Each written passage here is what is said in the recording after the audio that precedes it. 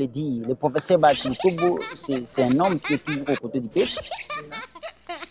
Et c'est loin de la vérité, c'est des contre-vérités, des mensonges cousus par, je ne sais pas, par celui qui a fait le tweet. Bon, je me réserve le droit de parler ici en ce qui concerne la sécurité de l'État. Ça n'a pas fait débat parce que nous savons qu'on n'a jamais, on n'a jamais eu une telle idée. L'État. Le malheur du chef de l'État, c'est notre malheur. Donc on ne peut pas le souhaiter. Je suis loin de répondre à cette question qui est sensible, qui s'inscrit dans le cadre de la sécurité de l'État. Oui, la formation d'aujourd'hui, l'atelier de formation d'aujourd'hui a porté sur les enjeux du cycle électoral. En fait, c'est, effectivement, vous l'avez dit, le cycle électoral, les élections 2023. Question de comment se préparer techniquement.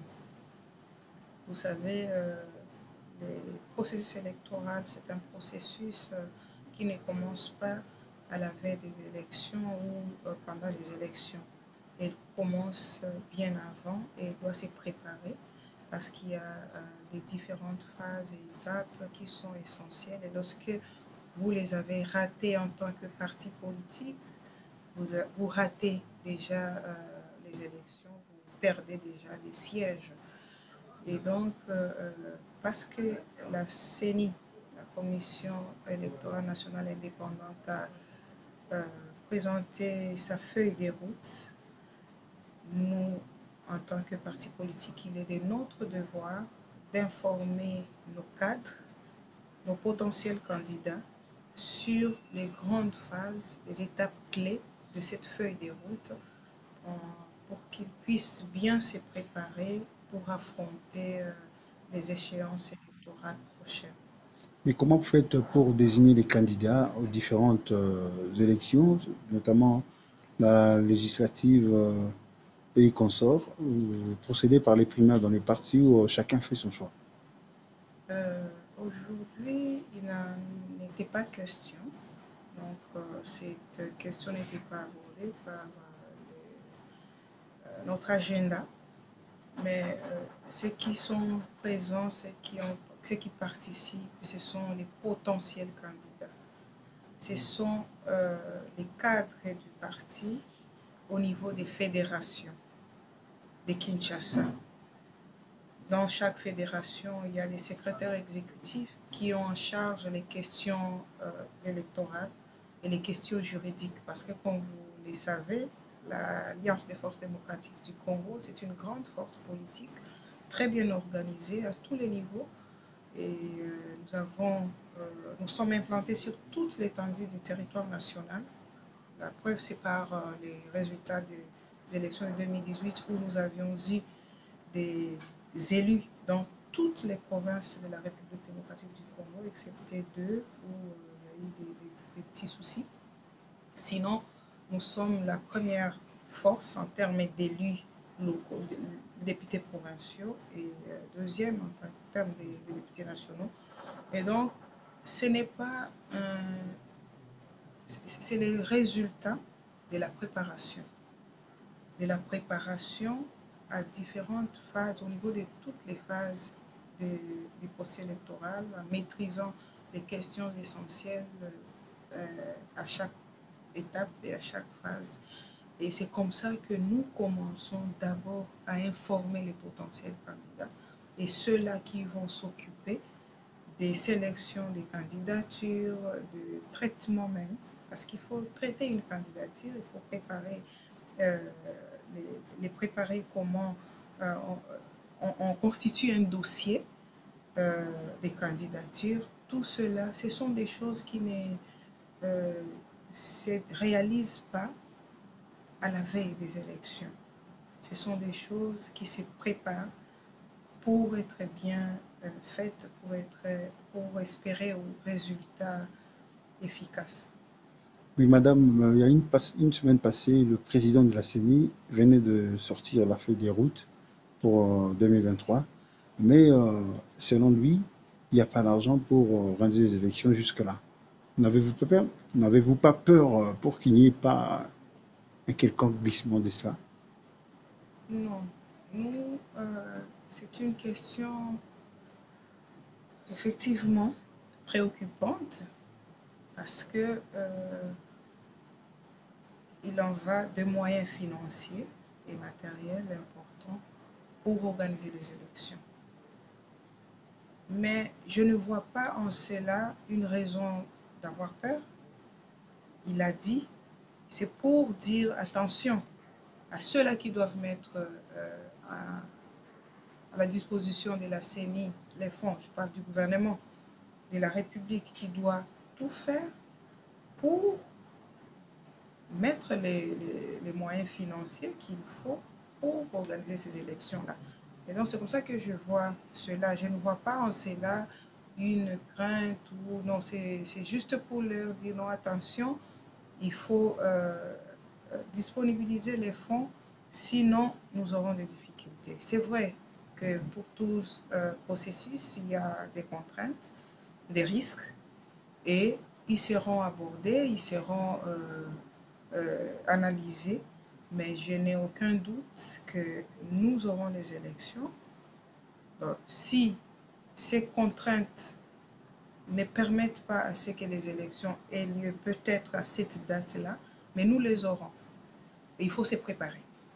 Et se préparer, ça veut dire que lorsque ce moment-là arrive et qu'on vous dise non, voilà, il faut déposer les candidatures tel jour, vous avez tel jour pour faire recours, si votre candidature n'a pas été retenue, vous avez tel jour pour tout ça, tout est prêt si on a l'information et on sait ce qui, on maîtrise les enjeux et le contour de ces processus électoraux.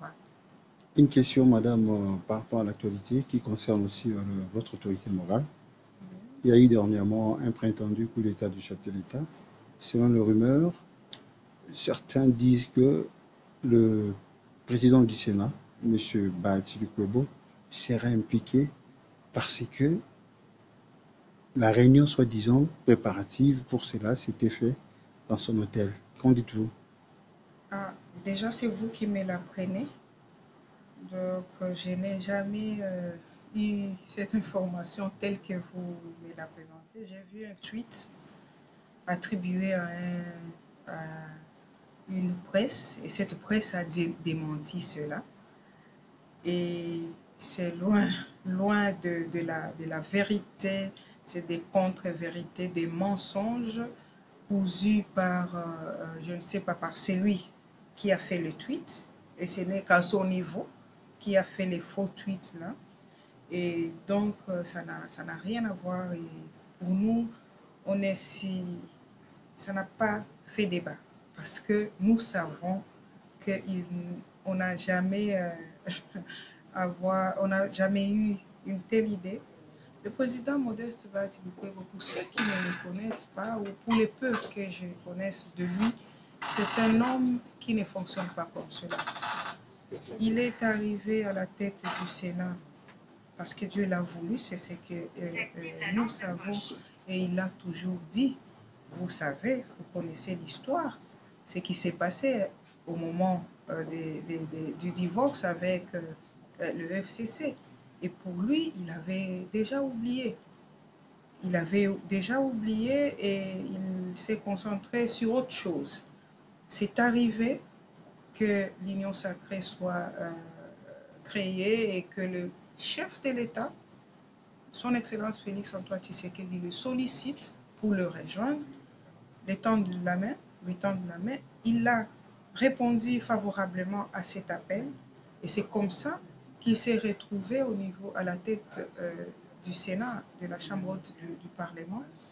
Lui, il dit, il n'a pas fait d'effort, c'est Dieu qui l'a voulu et dans sa démarche, dans sa nature, il ne force pas les choses, il ne cherchera jamais à devenir président de la République par son fait. Et il n'est pas un homme qui pourra un jour ou qui a déjà penser déstabiliser les institutions de la République. C'est un homme de paix. C'est un homme qui a été à la tête de la société civile pendant des années, plus de 20 ans. Il a organisé cette société civile et d'ailleurs la plupart des cadres que nous sommes du parti, nous sommes issus de la société civile. Donc, ni de loin, ni de près, même dans son subconscient, il ne pensera à une telle chose ou à une telle tentative. Donc, à ceux qui s'inquiéteraient ou qui auraient lu ces mensonges à travers la presse, il n'en est rien.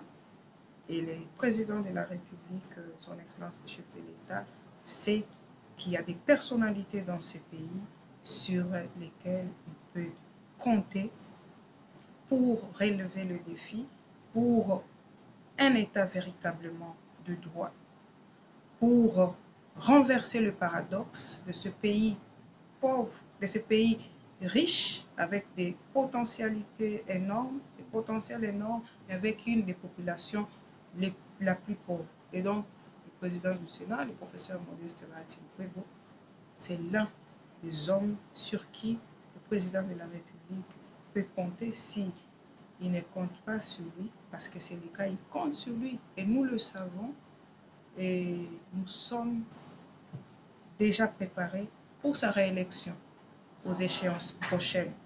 Et nous sommes prononcés. Donc tout ce que nous faisons, parce que vous le savez, chaque député provincial, chaque député national élu, ce sont des voix. Il va avec un nom. Il va avec un nom du candidat, de son candidat président de la République. Et nous, notre candidat président de la République, c'est le président de la, c'est l'actuel président de la République, son Excellence Félix Antoine Tshisekedi Tshilombo. Bon, je me réserve le droit de parler ici en ce qui concerne la sécurité de l'État, les questions importantes et les questions sensibles. Je me réserve le droit de le dire. Le professeur Bahati-Lukwebo, c'est un homme qui est toujours aux côtés du peuple. En date du 26 juillet 2021, nous avions choisi le seul et unique candidat, son Excellence Félix Antoine Tshilombo Tshisekedi. Partout, nous sommes avec les chefs de l'État. Je ne trouve même pas un seul instant, même une seconde, l'intérêt de la FDC à cette malheur qui devait arriver à la République démocratique du Congo. Si ce malheur arrivait, c'est nous qui devions être d'abord les victimes. Nous sommes liés, nous sommes à la peau du chef de l'État. Le malheur du chef de l'État, c'est notre malheur. Donc on ne peut pas le souhaiter.